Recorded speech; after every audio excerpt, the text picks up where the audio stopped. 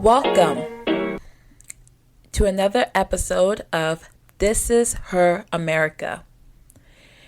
Give me your tired, your poor, your huddled masses yearning to breathe free. The wretch refuse of your timmy shore. Send these, the homeless, tempest tossed to me. I lift my lamp besides the golden door. This poem is by Emma Lazarus, and I think is very relevant to what I'm going to be discussing about today. Will America be able to recover from the immigration crisis that's happening at the southern border? What are leaders doing about this to handle the issue across the country? Why is it important for America to have a strong border? I was doing some research and I came across this article by Pew Research Center. And the article is labeled Migrant Encounters at the United States/Mexico Border Hit a Record High at the end of 2023. And in the article, it says the United States Border Patrol had nearly 250,000 encounters with migrants crossing into the United States from Mexico in December 2023, according to government statistics. That was the highest monthly total on record, especially easily eclipsing the previous peak of about 224,000 encounters in May of 2022. And I'm going to skip a little bit further down, and it says right here, expulsions. Migrants are immediately expelled to their home country or last country of transit without being held in United States custody. Expulsions are carried out under Title 42 of the United States Code, a previously rarely used section of the law that the Trump administration evoked during the early stages of the COVID-19 pandemic. So, in this article of Pew Research, it discusses about how in just December of this past year, the United States witnessed its highest record of illegal immigrants crossing the border.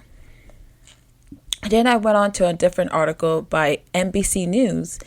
I'm going to share all the links to these articles in the bio of this episode. So if you want to research or dive into it or read more about it, you can. I'm going to share everything.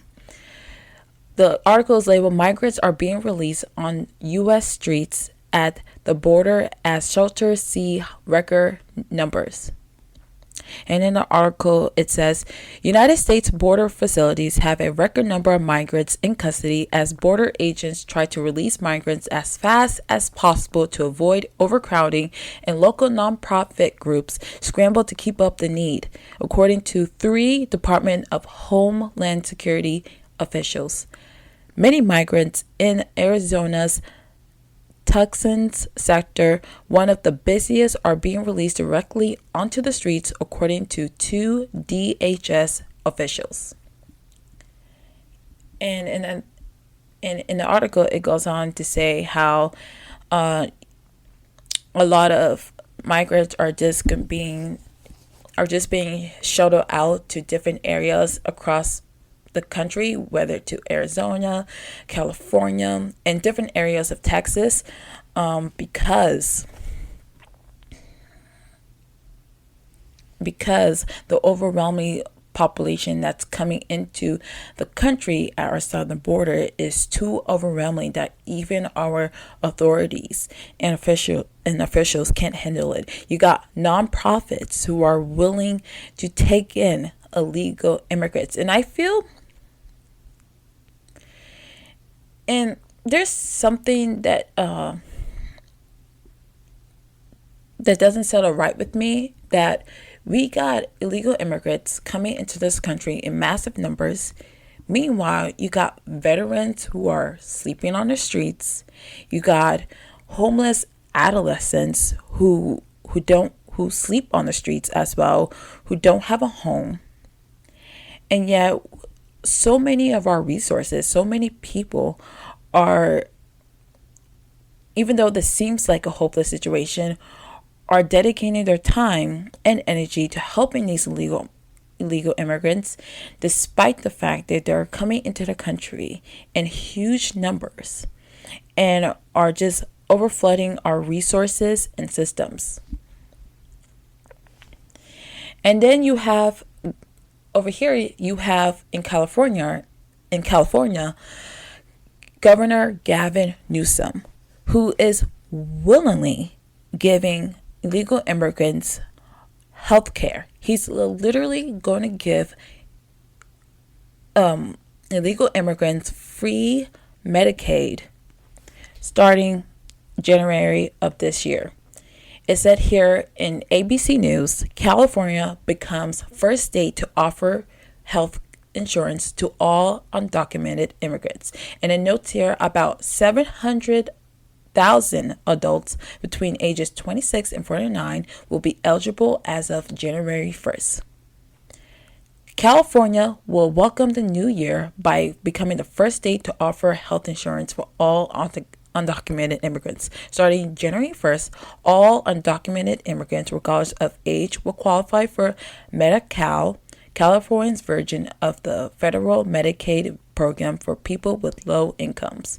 Previously, undocumented immigrants were not qualified to receive comprehensive health insurance, but were allowed to receive emergency and pregnancy-related services under Medi-Cal as long as they met eligibility requirements, including income limits in California residency in 2014.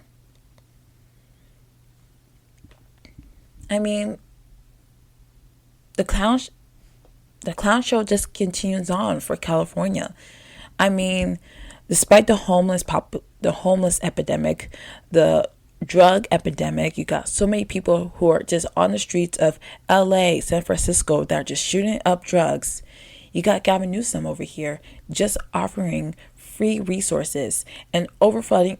And it's not like the Medicaid system is that great. We can talk about it in a later episode about the downfalls of the Medicaid system and how so many people still can't get adequate service. But you already going to subject an entire field of already overworked and overexhausted medical professionals to take care of hundreds of thousands of people who shouldn't even be here in the first place. How is this even legal? Or even bounded by federal laws or even by the Constitution? One thing I would like to note here is that I believe that sanctuary cities are unconstitutional and illegal. Why? Because you literally are harboring and assist to protect people who have illegally entered the country.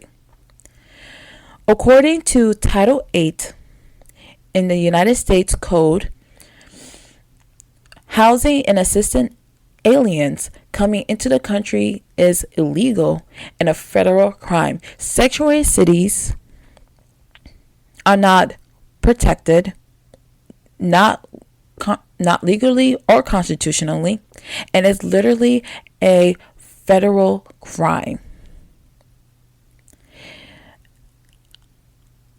Look, I'm not here to be heartless.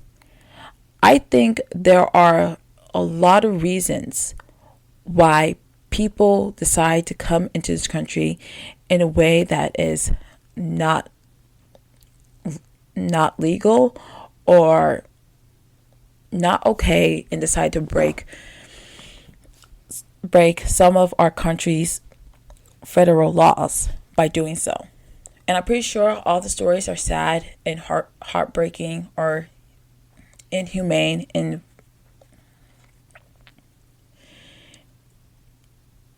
But here's what I have to offer. Here's what I have to do. Here's what I have to say about this. We have Americans who are struggling. They're struggling with paying the bills. They're struggling to put food on the table. They're struggling to pay daycare for their kids. And in some cities and states, they're having to wrestle with the drug epidemic and the violence in the streets. It's not like American citizens can pick up and migrate and illegally break into another country because they can't handle the hardships at home. And matter of fact, out of all the countries in the world, why is it America? Why do we have to have such an issue with having a strong border? You see, in any other country, strong borders are about protecting the nation. Because if we don't have sovereignty, at the very least, how are we going to be able to have a country? How are we able going to have a place where we can provide rights and liberties, freedom and opportunities to not only this generation, but for future generations? And that is why strong borders are very important.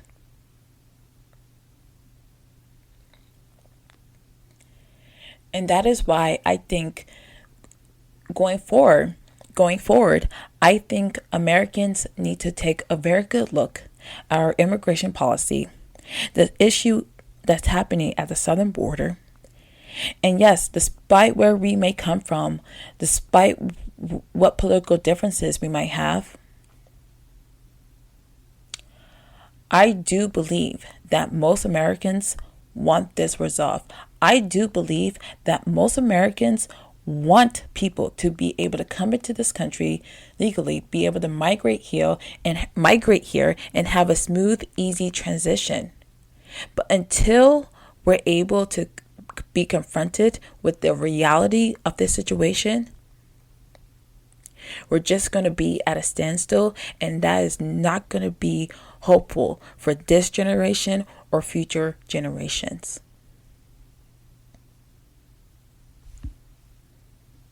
Thank you. Thank you so much for listening to this episode. I'll see you soon in another episode of This Is Her America.